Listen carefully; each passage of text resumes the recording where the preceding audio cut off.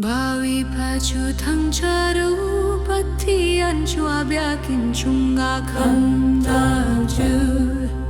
athang nak chuvan chunga hin thang charu tiliangana tu amiruanga maju thang charu asang bikalian gana chu thang charu muko in thang charu Ting tang le tong la wien tang charu Huang le la men tang charu Ting tang le tong la wien tang charu Sum se lin tang charu Awa tang li Sum se lin tang charu Til nung vial te na Bawi pa chu tang charu Bawi pa chu tang charu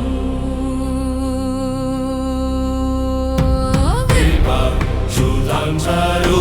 patien chua ga kim chunga kan tan tha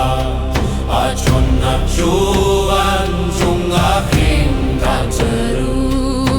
tiliangana tu hamiruanga ma chu tan charu asang bikaliangana chu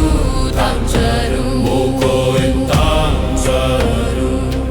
ting tang le tong la in tan charu Thong lao in tang charu Sum se lin tang charu Awa tang li Sum se lin tang charu Til nung vial te na Bawi pa chu tang charu Bawi pa chu tang charu Bawi pa chu tang charu Patian chua biakin chung nam hang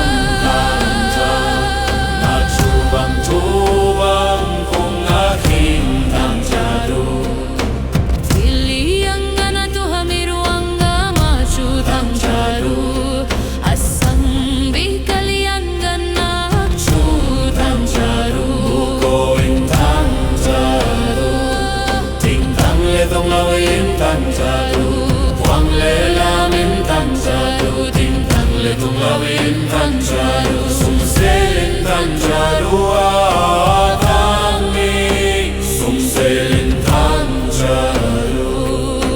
Til nung vial te na Bawi pa chu tang charu Bawi pa chu tang charu Bawi pa chu tang charu